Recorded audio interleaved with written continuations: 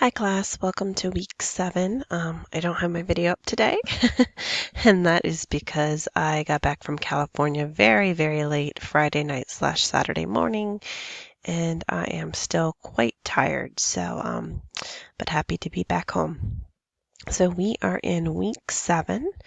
As you note here on the week 7 tab, we are going to be covering chapters 27 through 29 in the McGoldrick text. So for this is about dysfunctional developmental issues in the family life cycle, looking at rituals for transitions and the therapist and the family. So for this week, you're going to see we have the vignette case study of Nora.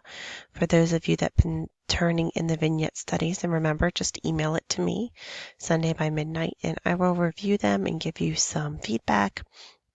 And I also have a running list here of those that have been completing them to take that into consideration. If at the end of the semester, for some reason, your grade is on the bubble, I definitely will take that in consideration. And again, it's just an excellent practice. So once again, a reminder, you click in the readings and preparation, and Nora right here, she's the vignette to turn in by email. Now you're going to see down here, there's a Martha vignette. Now this is the vignette that you will use for the discussion board this week. So again, if you go into week 7 and you click on the readings and preparation, you will find the Martha vignette, and that's what you need to utilize for your discussion board this week. So let's go back to week 7, and you have your readings, the vignette, and as normal, the discussion board, which is on Martha, and you're going to be asked some questions about Martha, and you find that vignette in the readings folder. Besides that, we have the big signature assignment that is due this week. I have completed several other announcements about this assignment, so please refer to them when you are looking about the signature assignment. If you notice, if you go to the course information page, at the bottom of this page, there is an entire little section here that talks about the Lifespans course paper assignments.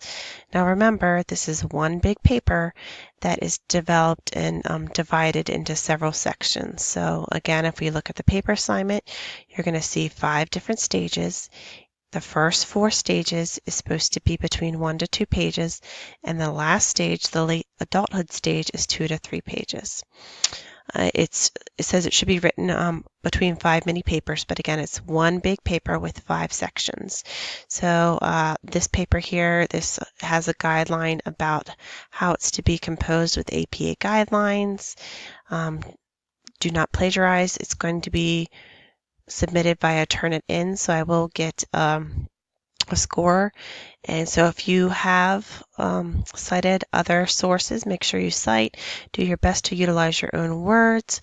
Paraphrasing is much more powerful, and it shows that you're understanding the content versus utilizing parentheses and direct quotes. So make sure you paraphrase, and even if you're paraphrasing, if it's not your word, your thought, you definitely need to cite. Make sure you read through your papers. A lot of times it's helpful if you read through your paper out loud so you can tell if there's any sort of grammar or punctuation errors or spelling errors. Make sure you use Times New Roman, double-spaced, font size of 12. Here's the margins. Don't double space between paragraphs. So just review this. Again, it's a concise signature assignment paper that includes 5 different stages, and for the last one, there's some specific instructions here about the late adult stage, and that's why it says late adult stage paper, but just rework it. Late adult stage section should include some extra additional material. So that is due this Sunday by midnight. So that's what we have this week. Start thinking about week 8 if you have time. In week 8, there is the older adult interview and a final essay assignment, which is very much so like the midterm assignment that you completed in week 4, asking various questions. And one of the big things that I would say that I noticed that docked a lot of points or some points for the midterm is if you didn't address all the components in each of these questions. Each question is worth 30 points, so you really need to make sure to address each of the components in the question. If you're missing, for example, for the midterm assignment, if you didn't connect a developmental theory, some folks received point deductions for that. So 30 points is quite a bit. So really make sure that you address each component, and each response should be 1 to 2 pages double spaced, okay? So that's week 8. But again, week 7, you have the readings, your vignette, your discussion board. The vignette for the discussion boards is in the readings folder, and your lifespan week 7 paper, which should be submitted via Turnitin. When you do submit it via Turnitin, you will notice